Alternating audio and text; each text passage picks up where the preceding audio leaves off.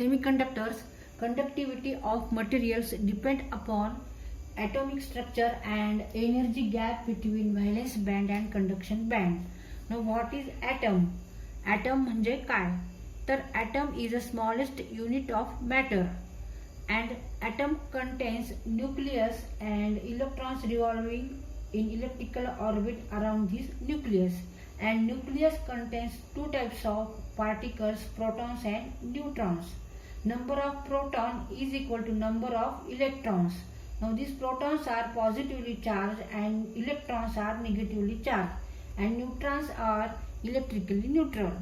An orbit contains number of 2n square electrons where n is the number of orbit.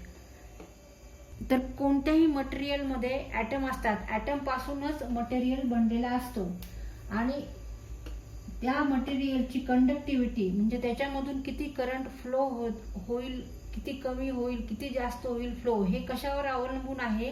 तर ॲटमवर, atomic स्ट्रक्चरवर, ह्या स्ट्रक्चरवर, ॲटमच्या ह्या स्ट्रक्चरवर conductivity of that material, त्या मटेरियलची conductivity अवलंबून आहे. तसंच energy gap between violence band and conduction band ह्याच्यावर सुद्धा कंडक्टिव्हिटी अवलंबून असते. आता ॲटम म्हणजे काय? तर ॲटम म्हणजे unit of matter, smallest unit of matter, आणि ह्याच्या आतमध्ये आहे जे न्यूक्लियस आहे, त्या न्यूक्लियसमध्ये दोन पार्टिकल्स असतात, प्रोटॉन्स आणि न्यूट्रॉन्स. प्रोटॉन्स हा पॉझिटिव्हली चार्ज असतो आणि न्यूट्रॉन हा न्यूट्रल असतो, इलेक्ट्रिकली न्यूट्रल आहे, आणि इलेक्ट्रॉन्स हे निगेटिव्ह चार्ज असतात. इलेक्ट्रॉन्स हॅव निगेटिव्ह चार्ज आणि electron revolve around elliptical orbit, अशा ऑर्बिट नुसार ते इलेक्ट्रॉन न्यूक्लियसच्या भोवती फिरत असतात. तर इथे first orbit, second orbit, third, fourth असे भरपूर ऑर्बिट असतात. तर मॅक्झिमम नंबर किती आहे? पहिल्या ऑर्बिटमध्ये 2 इलेक्ट्रॉन्स असू शकतात, तर आणि दुसऱ्या ऑर्बिटमध्ये 2n वर्ग या फॉर्म्युल्यावरून आपण त्या ऑर्बिटमध्ये किती इलेक्ट्रॉन्स असतील हे काढू शकतो. n काय आहे इथे? Number of orbit. आता समजा फर्स्ट ऑर्बिट घेतला आपण, तर 2 चा वर्ग म्हणजे 2. पहिल्या ऑर्बिटमध्ये फक्त 2 इलेक्ट्रॉन असणार आहे. तर दुसऱ्या ऑर्बिटमध्ये 2n वर्ग, मग 2n किती आहे इथं? दुसरं ऑर्बिट आहे, सेकंड ऑर्बिट, मग 2 चा वर्ग 2 स्क्वेअर, मग 2 × 2 स्क्वेअर 4 म्हणजे 8, म्हणजे सेकंड ऑर्बिटला 8 इलेक्ट्रॉन असतील. आता थर्ड ऑर्बिटसाठी 2 × 3 स्क्वेअर म्हणजे 2 × 9 18. थर्ड ऑर्बिटमध्ये 18 इलेक्ट्रॉन असू शकतात. तर व्हायलेन्स इलेक्ट्रॉन्स म्हणजे काय? तर number of electrons present in the outer most orbit. सगळ्यात बाहेरच्या आउटर मोस्ट ऑर्बिटमध्ये किती इलेक्ट्रॉन्स आहेत त्याला म्हणायचं violence electrons. Number of violence electron is different for different material.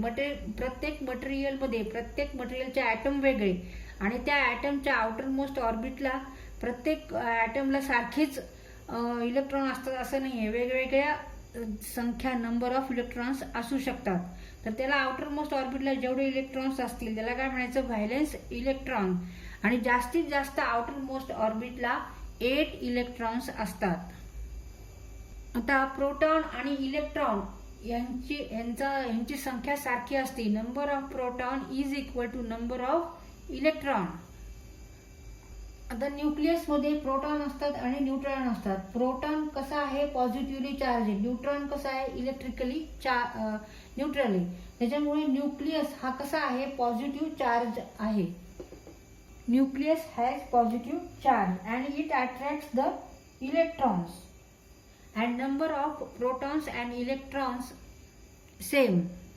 Why atom is neutral? Why atom is electrical neutral?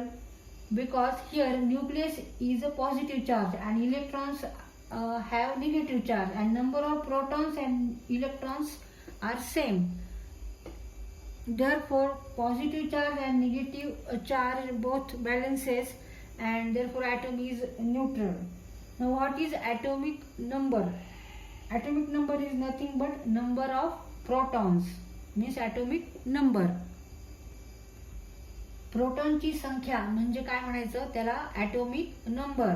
Atomic number म्हणजे प्रोटॉन्सची संख्या. Number of protons is called atomic number and number of protons and number of electrons are same. तर कोणत्याही मटेरियलचं structure, atomic structure हे असं असतं, म्हणजे मध्ये त्याच्यात न्यूक्लियस असतं. न्यूक्लियसमध्ये दोन पार्टिकल्स असतात, दोन टाईपचे पार्टिकल, प्रोटॉन आणि न्यूट्रॉन. प्रोटॉन हा पॉझिटिव्ह चार्ज असतो, न्यूट्रॉन हा इलेक्ट्रिकल न्यूट्रल असतो. आणि न्यूक्लियसच्या भोवती electron first orbit, second orbit, third orbit अशी फिरत असतात. फर्स्ट ऑर्बिटमध्ये इलेक्ट्रॉन्स 2 असतात, सेकंड ऑर्बिटमध्ये 8 असतात आणि थर्ड ऑर्बिटमध्ये 18 असतात इलेक्ट्रॉन असू शकतात. आणि व्हायलेन्स इलेक्ट्रॉन म्हणजे काय, तर आउटर मोस्ट ऑर्बिटला जेवढी संख्या आहे इलेक्ट्रॉन्सची त्याला म्हणायचं व्हायलेन्स इलेक्ट्रॉन्स. आता ह्या फॉर्म्युल्यावरून आपण काढू शकतो की कोणत्या ऑर्बिटमध्ये किती इलेक्ट्रॉन्स असतात. तर कोणत्याही मटेरियल कशाने बनलेलं असतं, तर ॲटमनी.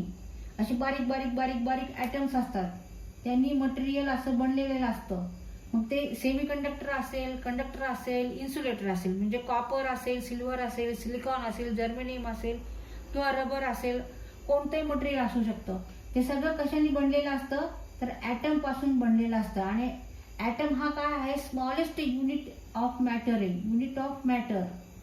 आणि ॲटॉमिक स्ट्रक्चर कसं असतं, तर आतमध्ये न्यूक्लियस असतो. Nucleus is positively charge because proton has positive charge and electron revolving around nucleus in electrical orbit. आणि प्रोटॉन्सची आणि इलेक्ट्रॉन्सची ही संख्या कशी असती, सारखी असती. Proton, number of proton is equal to number of electron. आणि ॲटॉमिक नंबर म्हणजेच काय, तर नंबर ऑफ प्रोटॉन्स. तर ॲटम हा इलेक्ट्रिकली न्यूट्रल असतो. का बरं, तर न्यूक्लियस हा पॉझिटिव्ह चार्ज असतो आणि इलेक्ट्रॉन्स हा निगेटिव्हली चार्ज असतो. आणि दोन्हींची संख्या सारखी असते. Number of protons is equal to number of electrons. Nucleus has positive charge, therefore it attracts electrons. Conductors like copper, gold, silver, their atomic structure contains large number of free electrons, and insulators are where free electrons are absent. And semiconductor like silicon, germanium. In silicon atom, the nucleus contains 14 protons and 14 neutrons and 14 electrons revolving around the nucleus, where in first orbit 2 electrons, second 8, third 18 electrons, 8 plus 2 10, 10 plus 18 28, remaining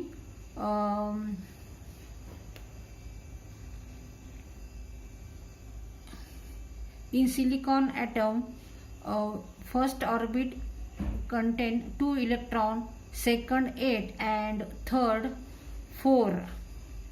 8 plus 2 10 and 10 plus 4 14. There are 14 electrons revolving around the nucleus. First orbit 2 electrons, second 8 and last orbit contains, outermost orbit contains 4 electrons. Therefore valence electrons are 4. This is atomic structure of silicon atom. Silicon atom contains in nucleus contains 14 protons and 14 neutrons and 14 electrons, where in first orbit 2 electrons are there and second orbit there are 8 electrons, and in outermost, that is third orbit, contains 4 electrons called valence electrons. By using this formula, find how many electrons in that orbit. 2n square, where n is number of orbit, number of first orbit, second orbit, third orbit. In first orbit there are 2 electrons, in a second orbit there are 8 electrons, and in third orbit, that is outermost orbit, there are 4 electrons, because in a silicon atom there are 14 electrons and 14 protons.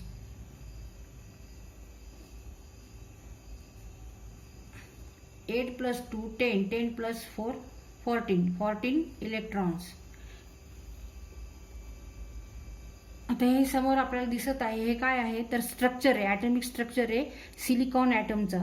तर silicon ॲटमच्या न्यूक्लियसमध्ये 14 म्हणजे 14 protons आहेत आणि 14 neutrons आहेत आणि 14 electrons आहेत. पण electron कसे फिरतात, ह्याच्याभोवती इलिप्टिकल ऑर्बिटनी शेलनी फिरतात. ह्याच्यामध्ये first orbit, second orbit, third orbit अशा ऑर्बिट्स असतात. आणि फर्स्ट ऑर्बिटमध्ये किती इलेक्ट्रॉन्स आहेत 2, दुसऱ्या ऑर्बिटमध्ये सेकंड ऑर्बिटमध्ये 8 आणि third orbit that is outer most orbit contains 4 electrons. आणि हे आपण ह्या फॉर्म्युल्यावरून, ह्या सूत्रावरून आपण कोणत्या ऑर्बिटमध्ये किती इलेक्ट्रॉन असतात हे काढू शकतो. इथे 2n वर्ग 2n², इथे n म्हणजे काय तर नंबर ऑफ ऑर्बिट, म्हणजे ऑर्बिटचा नंबर किती आहे, पहिला आहे का, पहिलं ऑर्बिट आहे का, दुसरं आहे का, तिसरं. n म्हणजे 1 2 3 असं.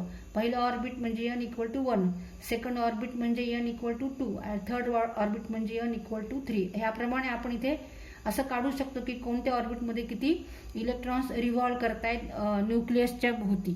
आणि आउटर मोस्ट ऑर्बिटमध्ये हे जास्तीत जास्त किती इलेक्ट्रॉन्स असू शकतात तर 8.